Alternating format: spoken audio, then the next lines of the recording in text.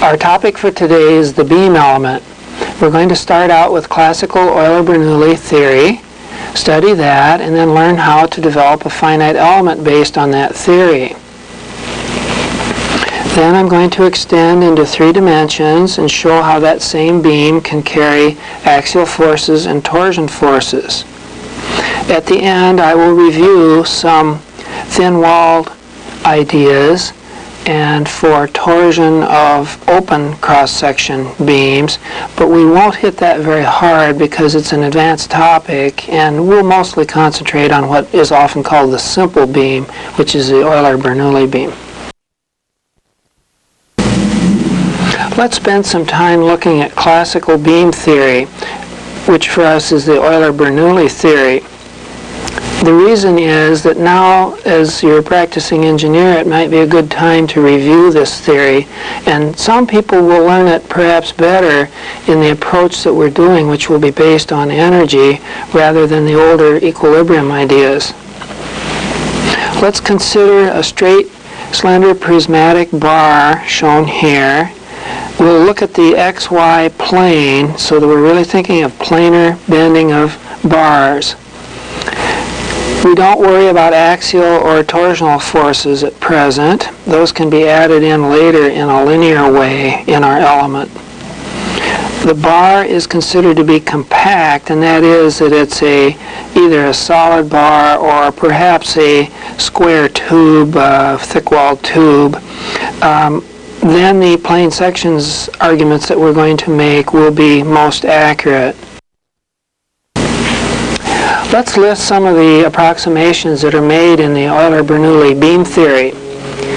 First of all, we'll require linear elastic material, and then we will restrict ourselves to infinitesimal deflections and slopes.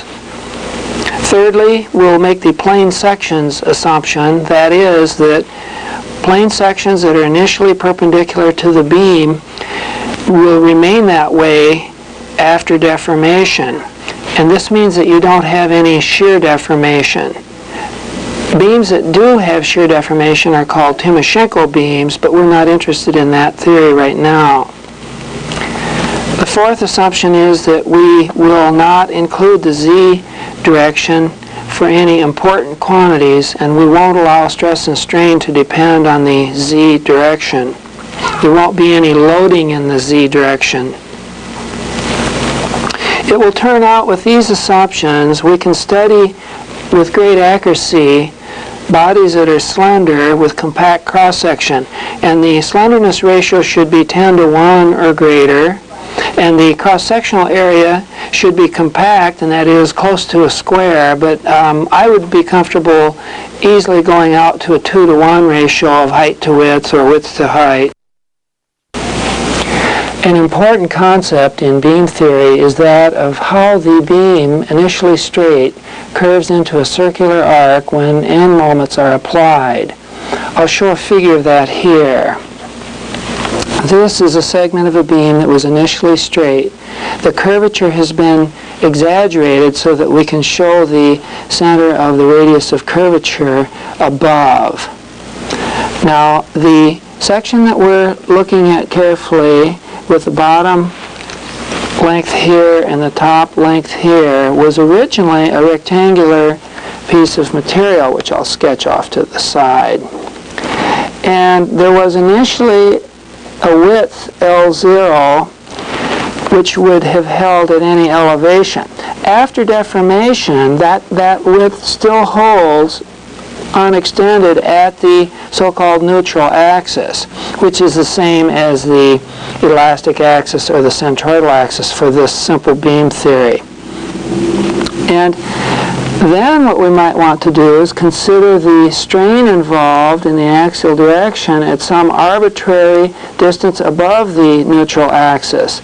Let's say we measure at a distance y here, and we want this length L of y. Fortunately, both of those arc lengths are described by a common angle delta theta. And so if we want to calculate the strain, we can use the formula where we take the change in length over the initial length. Now there's a different radius of curvature for this length L of y, and it is r minus y. And therefore we can calculate the arc lengths involved. The L of y is this one, whereas the reference length is this, and then the reference length appears in the denominator. There's a lot of cancellation, fortunately. The delta thetas cancel out. The radius then in the numerator cancels out, and you're left with this simple formula that the strain is minus y over the radius of curvature. So this is the strain curvature relation that is so important to us. The radius of curvature that we've just discussed is possibly the most important parameter in the entire beam bending problem, but it's not directly measurable, so we'd like to relate that to the lateral deflection of the beam elastic axis, and I do that here. We'll measure the position of such a curve in the upward direction by the symbol V. And in differential geometry, they've shown this formula. Looks rather horrible, actually, where you can relate the curvature, which is 1 over the radius of curvature, to the second derivative of v, and then a modifying factor below.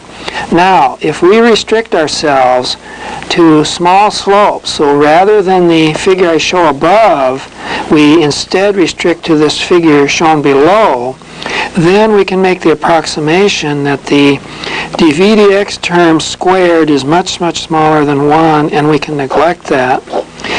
When that happens, the 3/2 power acts only on 1, and so that disappears too, and you just get that the curvature of a slender bar being put under moments is the second derivative of the lateral deflection v with respect to x squared.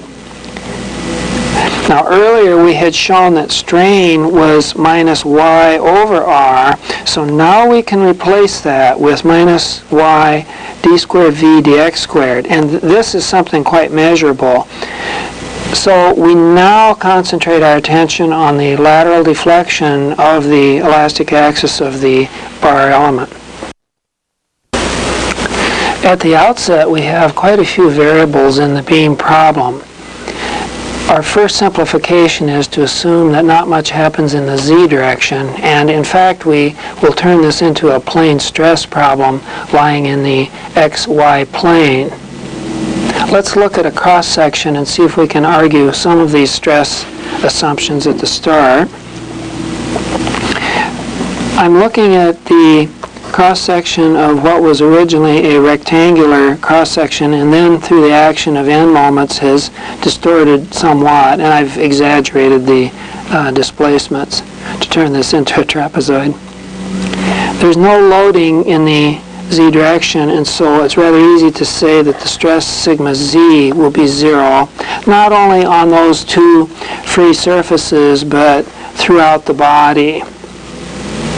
And there will likewise be no shearing forces, tau yz, applied on these free surfaces. Neither will there be any loading on the upper surface in the shear. So the shears are pretty easy to set 0 also. So we have 2 of the 3. I'm also going to assume that sigma y is 0. Now, that may seem a paradox to some of you because the way that beams are loaded is by surface pressures on the body.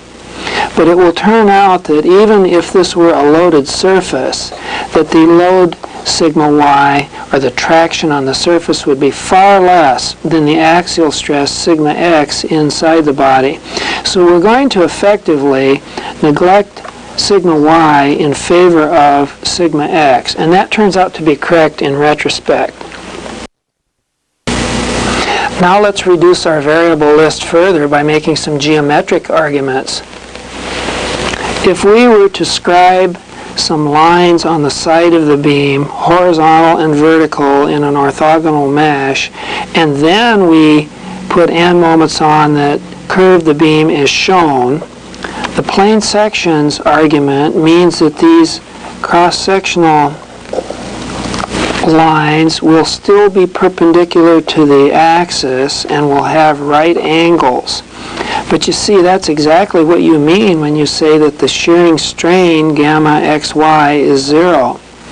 So the plane sections argument is tantamount to saying that the beam locks up in shearing strain. Now it will carry shearing stress, but it is rigid in shearing strain due to the plane sections argument.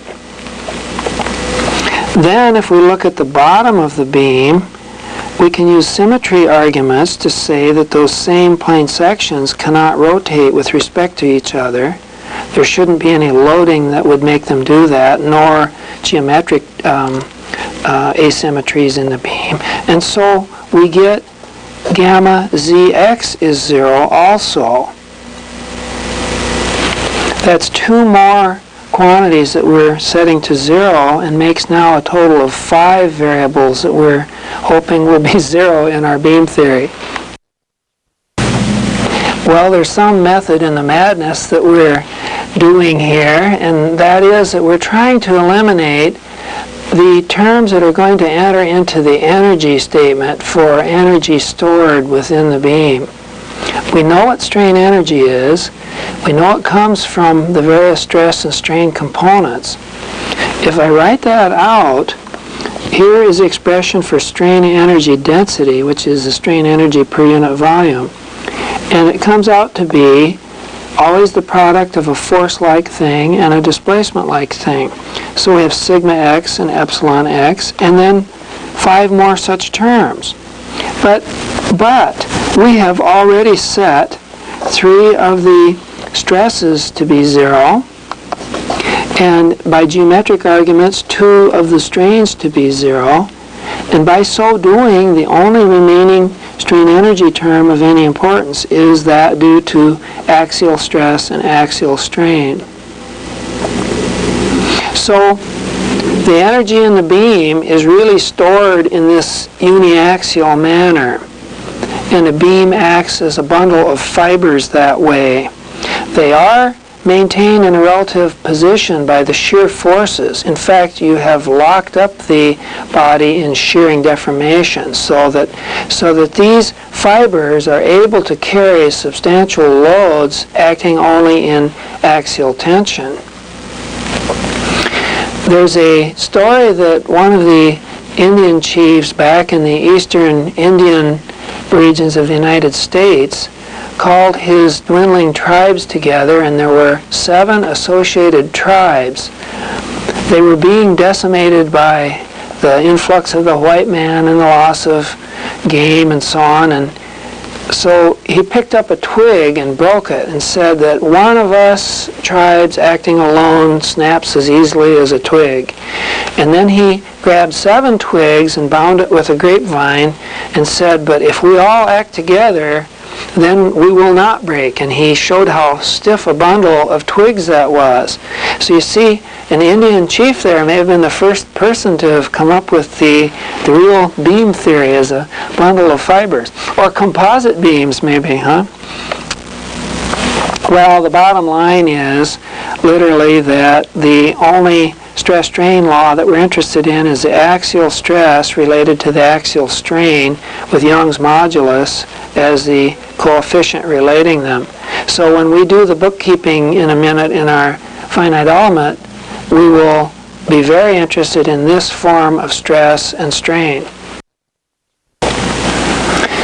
We've reviewed the classical theory, so now it's time to convert that to a finite element.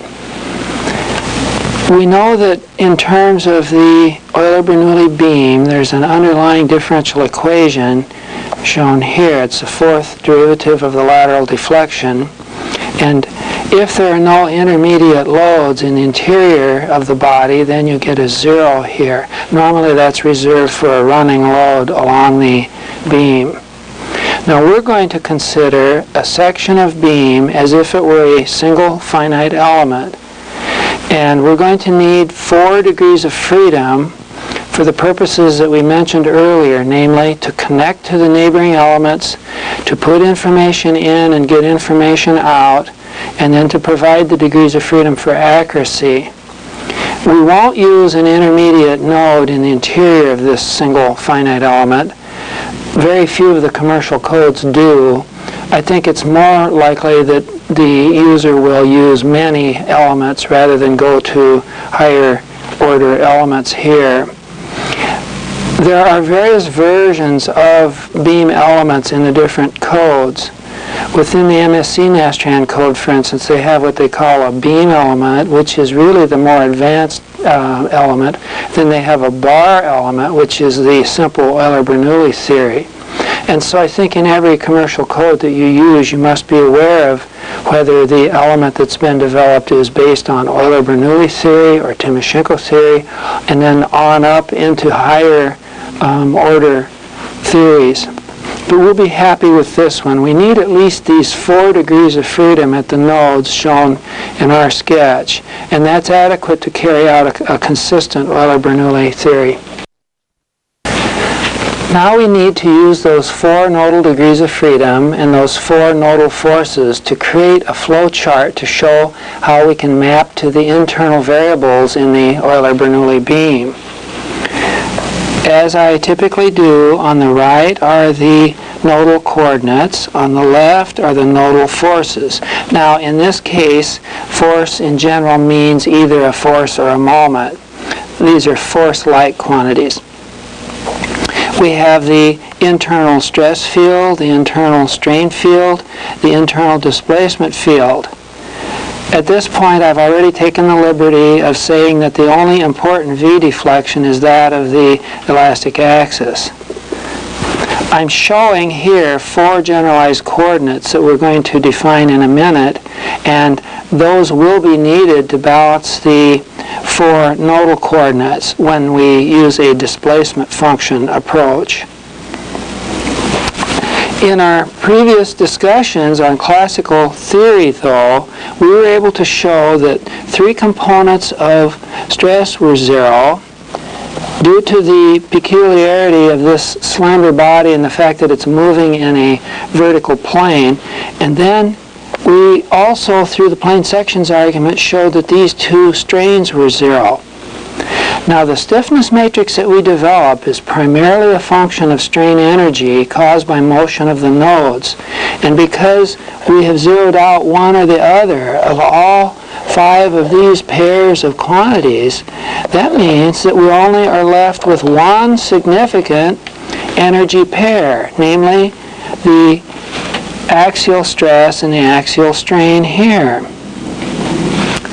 Furthermore, and I show this at the bottom of the page, we also found that the axial strain depended through the curvature relation on the second derivative of the lateral displacement of the beam's elastic axis. So that means I can get the remaining interesting energy pair by mapping solely from the lateral displacement V. And so we're going to simplify this chart and have these 4 generalized coordinates feed into the V displacement. We're going to have the V lateral displacement feed into the axial stress and strain. Now the relation, the mapping in this gap is easily filled by Hooke's law for uniaxial strain. Let's look at the simplified flow chart. Here we have still the 4 nodal displacements and the 4 nodal forces. But we've simplified in the stress-strain area. Here we show the Hooke's law that's relating axial stress and axial strain. That would be a fiber stress and strain. Here's the mapping that relates the strain to the lateral displacement, and that's basically a curvature law. We're going to introduce 4 generalized coordinates in a second, and of course then they define a phi matrix or a displacement function matrix. And lastly there's the H matrix, which is basically a trick that relates the generalized coordinates to the nodal coordinates. Our goal, of course, is to find the overall mapping from end to end, this K stiffness matrix. Now, in this particular derivation, I'm going to start by using a displacement function rather than the shape functions, and then we'll find the shape functions later as an intermediate calculation. And the reason that we're choosing 4 generalized coordinates is to match the 4 nodal coordinates. Furthermore, because the solution, the differential equation solution to this problem, which is known a priori, would be a cubic if there were no loads distributed internally on this element between the nodes. And so this is an exact solution for an end-loaded beam element. And then it will only be approximate if you have a running load in the interior of the element. Then I can put that in a matrix form where we have our phi matrix, our displacement function defined here. Now we need to evaluate the H matrix. This involves a trick, and that is to evaluate the internal field displacement function at the nodes. When you do that, you get a relation between the generalized coordinates and the nodal coordinates. I show that here where we say that the lateral displacement at the left end of the beam equals the field displacement evaluated at 0, at x equals 0. Here you have, likewise, that the rotation at the left end of the beam equals the derivative or the slope of the field displacement evaluated at 0.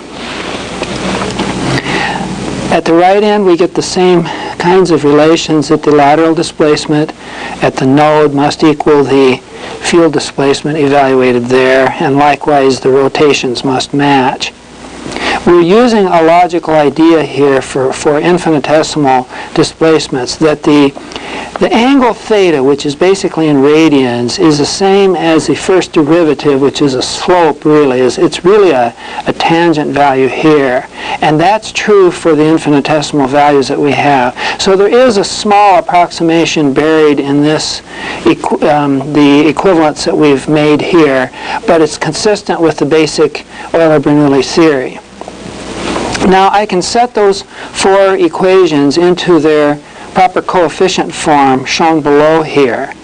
And for instance, in the first equation, V at A, which is lateral deflection at the left end, means you evaluate that displacement function for x equals 0. And when you do that, the term that was once x and x squared and x cubed drop out, leaving you that VA equals Q1.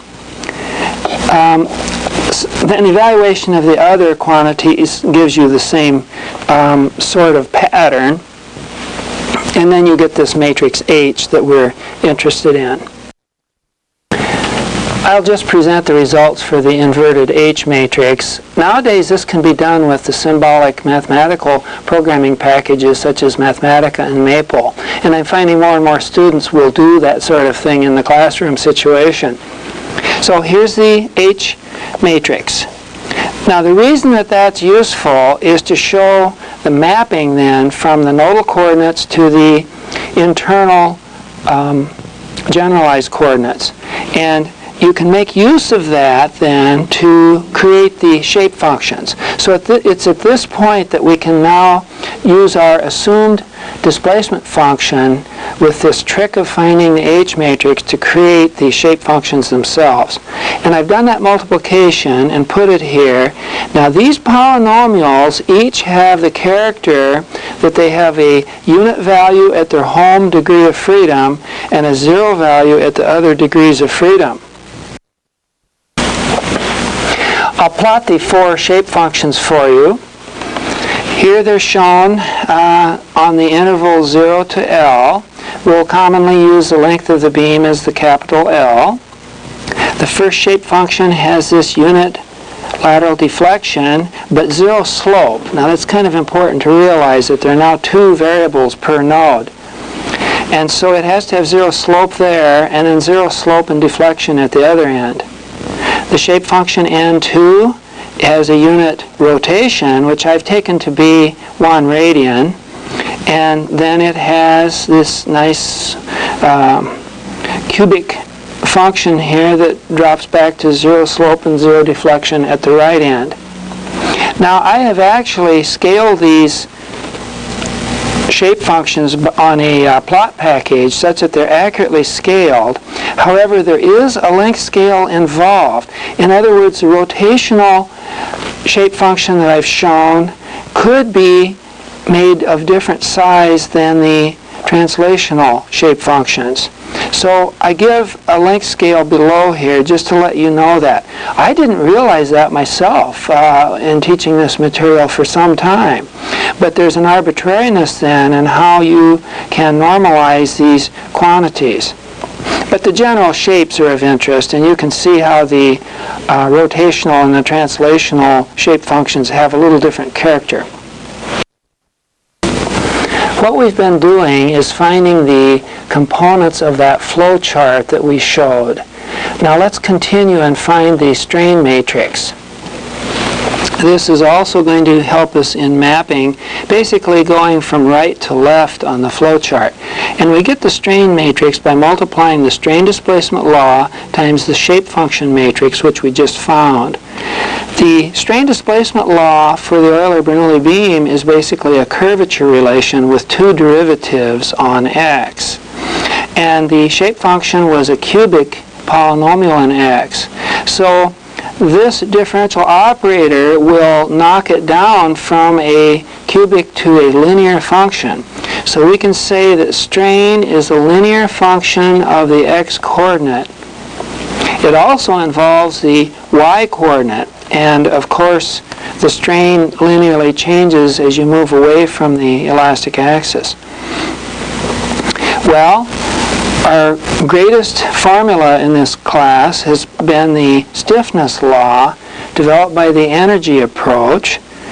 And we now have the ingredients. We have the geometric law B, which is our strain. We have the material law G, which really is only the Young's modulus in our case.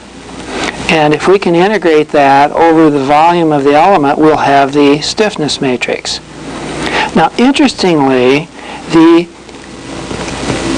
integral over the cross-sectional area, which for us are the y and z coordinates, will cough up the moment of inertia. It comes about naturally because the strain matrix B is linear in the y coordinate. And so you end up with an integral of y squared dA over the cross-section of the beam. It comes about naturally because of our quest for finding the strain energy in the beam. The integration involved for the stiffness matrix takes several hours to work out for all the components.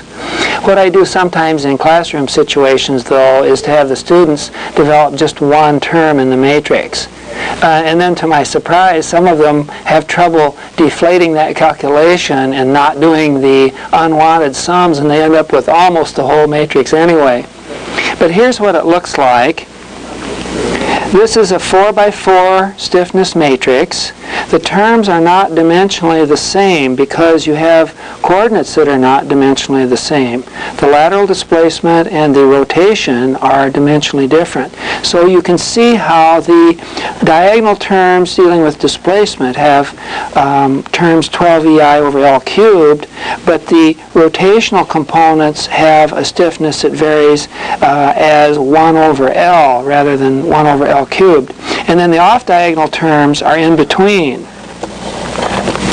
But that's all to be expected in structural problems. A second thing of interest for finite element people is the way to include distributed loads within an element's boundaries. For us, it would be line loads from node to node on the axis of the beam. And the only such loads that are kept track of are the lateral loads in the v direction. Now you might think, because there are nodal variables on rotation, that you also ought to have an equivalent nodal load for distributed moments along a beam. But I've never seen that, and I think the reason is that it's relatively difficult to apply a distributed moment along a beam's axis. And so that problem is pretty much pushed under the rug, and engineers don't seem to worry about it. It's only in the late evening when you're pondering over your notes and you realize, hey, you know, we had two variables at the nodes and only one variable in the interior, but what would keep you from making this a two-vector? And I think the only thing that keeps you from doing it is just the standard practice, that there are very few distributed moments in the world. More often there are concentrated moments, and if that were the case, then you would probably break your mesh from your beam model such that there would be a node appearing at the point where there was a concentrated moment. Now that could happen something as a large jet engine on an airplane where there was some startup or some torque applied, let's say, and maybe even some gyroscopic effects. So I imagine there are problems where there are concentrated moments routinely, and those are included in the commercial codes, but not distributed moments. And lastly then, this equivalent nodal load is embedded into the equilibrium law for your beam-like structure. And it adds in with the truly concentrated forces and moments. Let's look at a numerical example of a beam element. I'm going to treat the beam as a system by taking a single finite element Euler-Bernoulli beam and then put boundary conditions at the ends and loads on it. This is just the simplest system problem that a person could pose. And here it is. It's a finite element that's being simply supported at the two ends. In the linear theory that we're doing, such a simple support is adequate as shown. Many people would prefer to have rollers at one end to relieve any possible axial stress in the element, but our theory wouldn't create that anyway because it's an infinitesimal theory. So it's really not material whether you have two pins as shown or a pin with a roller support under it at one end. In our case, we're putting on 10 newtons per millimeter running line load here, which is a lateral load. And remember then that our answer will not be exact because the cubic that we're using for our displacement field would only be exact if this body were only end loaded. But we do have loads in interior. What we're going to try to find are the rotations at the ends of the beam because those will be the only remaining unknown deflections in the problem. If we wanted to go further in a stress sense, we would then ask for internal stresses and so on, and those could be recovered from the displacement information. I'm giving down below the material and geometric properties for this system. Our solution will involve the determination of the stiffness matrix, the equivalent nodal loads, and then the solution of the discrete set of equations. The stiffness matrix is shown here, and it's just a collection of constants that we obtain by putting those physical constants into our symbolic law for the stiffness in the xy plane. Then the equivalent nodal loads are found by integrating the shape functions transposed by the running line load. The shape function transposed becomes this matrix below. It's a cubic and then multiplied by the running load. Now I won't do that integration in detail because it's boring, but you come up with these numbers. And my claim is that it would be very hard for an individual to have anticipated that that line load would have had these, particularly these moments, these equivalent moments at the nodes. But the original distributed load should have much the same effect as this set of concentrated loads. And of course that's where the name equivalent nodal loads comes in. For our case, this is really crucial because had we used lumped loads and moved that distributed line load out equally to the nodes, we would have had no displacement field at all. There wouldn't have been any moments at the nodes under the older lump load concept. I'll sketch the equivalent nodal loads as they would appear on the beam element. Here you can see them, and notice that the lateral loads are what you would expect because it was a 1 meter long body and had 10 newtons per millimeter, so you really had 10,000 newtons acting. And so the lateral load has followed your intuition as to what a distribution of loading should be become as it's concentrated at the nodes. But it's these moments now that are not rational. They've only been determined through an energy balance. And the idea is that for the given cubic polynomial, this is the best n moments that you can possibly choose to represent that original distributed load. So that particular set of loads is put into the equilibrium law then on the right side and adds in with the support reactions VA and VB that are shown here. Now there are no external support moments because they're pins, so we have zeros in those locations. Likewise, I've put 0 at these two locations for the displacements at the two nodes. So we have now converted what was once a continuum problem into a discrete problem. But it is a mixed boundary value problem because we've given 2 of the displacements as knowns, and on the other hand, 2 of the force fields, namely the moments, are knowns.